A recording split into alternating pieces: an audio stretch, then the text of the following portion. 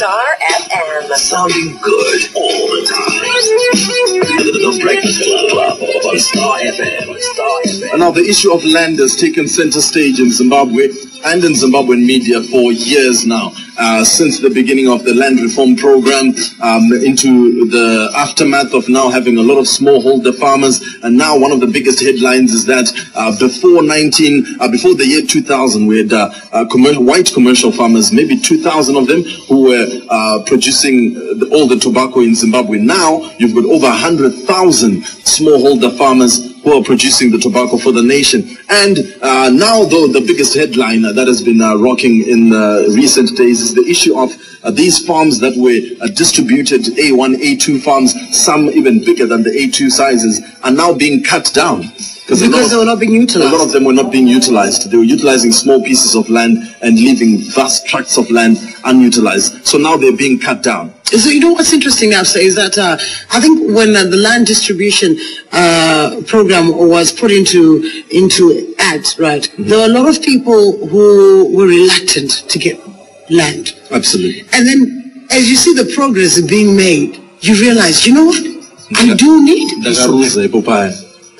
I should have gone for it. I should have tried. I should have been more diligent. I should have taken the opportunity when it was presented. And you know what? It's never too late. It's never too late. There's an absolutely encouraging, fantastic initiative in Mashonaland East. Absolutely, because a lot of people have now been asking, so now that there's land that is being reallocated, so to say, some big funds are being cut down to manageable sizes so that other people can get land. That means there's now land available. The question is, how can I get access to that land? In Mashonaland East, they've launched a website where you can actually go there and apply for land, apply for stands, and get even a lot of information of what's happening in Mashonaland East. But to give us more information about what's happening in this province, we've got the Minister of State for Provincial Affairs in Mashonaland East Province, Honorable J.B. Matiza. So welcome to the Breakfast Club.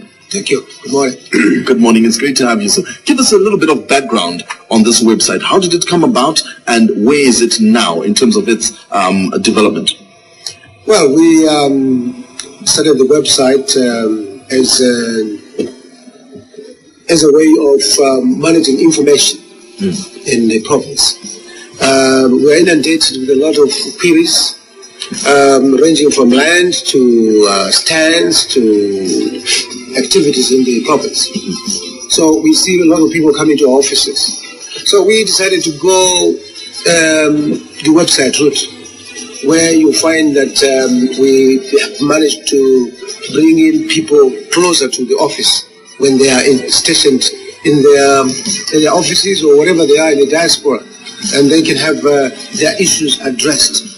So, as you were pointing out, the issue of the land is one of the issues that we were looking at to try to address and bring order at the end of the day. The process of reducing the sizes of land is ongoing. We have had many of our people who have got land that are above the maximum land required, and that we're now reducing that so that we can pass on out to the needy. But this is now due to the great demand of land that is now coming out.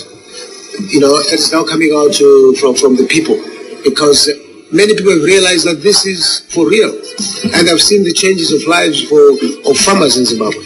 The 300,000 smallholder farmers you just alluded to, many of them have their lives transformed, paying school fees, buying cars, sending schools to South Africa and Australia, the things that have never been done and even dreamt of in Zimbabwe.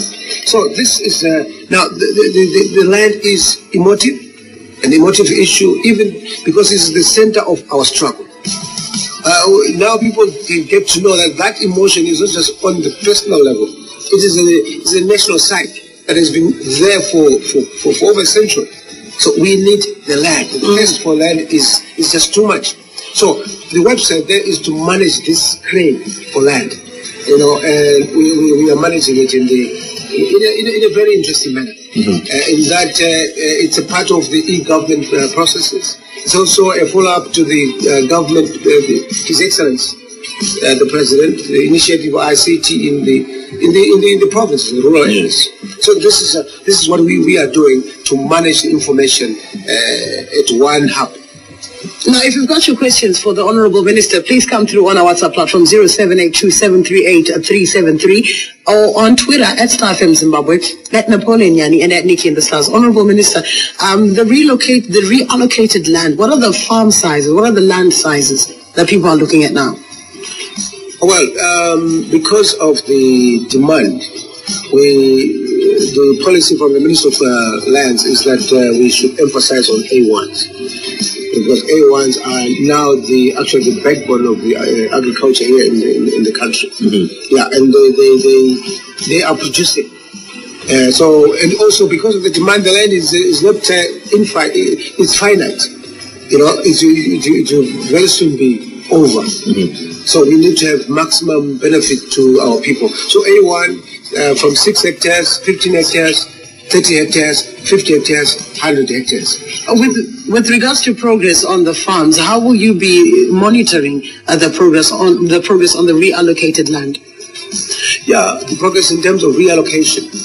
Well, because this is why now we have these things managed through a management system that we have on the website. It will tell us the number of farms in the province, the sizes, the remaining size of farms that are there, the waiting list, and what can be allocated to each of those farms that are going to be downsized. I want to come back to the issue of the website. There are 10 provinces in Zimbabwe, and I'm looking at the website. Mashonaland East has come up with this initiative, and correct me if I'm wrong. This is the first province to do this. Yep. Okay, so in terms of you mentioned that it's part of the e-government initiative. Are there more provinces that are following suit? I have not had. We have not discussed much with the other guys, but I think this is a very good initiative, and anybody would want to follow up. Absolutely, I'm looking at it now. It looks very modern, very well designed in terms of its aesthetics. Know your districts, that's one of the tabs on there. Provincial news, apply for land and stands. How often is the website updated? Well, you know, these are the issues which most of our government websites need to be updated every now and then. We update it on each 90-day period. Yeah, we update the website. Okay. It says apply for land and stands. So people can actually apply to get a farm or a stand on the website? Yes, you can apply for land on the website. You fill in the form, there's a form there, and it's secure. Nobody will get the information. And then you submit to us with a business plan. And we assess whatever land that is available, we will inform you, and then you can go on with the business. I've got so many people who are trying to beat me up on WhatsApp. What is the website? Typical website, website. Yeah, it's masheast.org. Masheast.org. Another question for you, Honourable Minister. Is the allocation following a waiting list? Because I'm one who has been waiting on I'll be waiting on the waiting list for so long. This is Steve in Marondera. And another question, maybe you can then answer them jointly. What is the website, and do I have to come from Mashonaland East to be eligible for land? Well, the waiting list, there's a lot of people on the waiting list. What we are doing now is to go through the list and see, because you see, for A2, you need to see the viability, whether you are able to do your business plan, and we'll call you to update those business plans. Most of those business plans are antiquated now. For instance, some people applied 2004, or 2001, when during the Zimdola era. But now we have to call them to update this and see, see whether they still are available themselves, or they can still qualify. Yeah, so it's not about, it's a national issue. Land is a national issue. It's not really allocated to provinces. So people apply and we will assess. Having given people land, is there some sort of a monitoring and evaluation program that you put into place so that you can see the progress that is made on the land that you've reallocated to people? Well, there's a land commission that has just been put in place by the Minister of Lands. That is tasked to do such efforts to make sure that the land is utilized, fully utilized.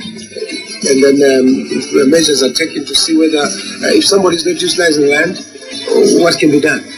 Normally, we know that it's a process. This is a revolutionary process of getting land and trying to give it to people who still need to be trained, managed, and so forth.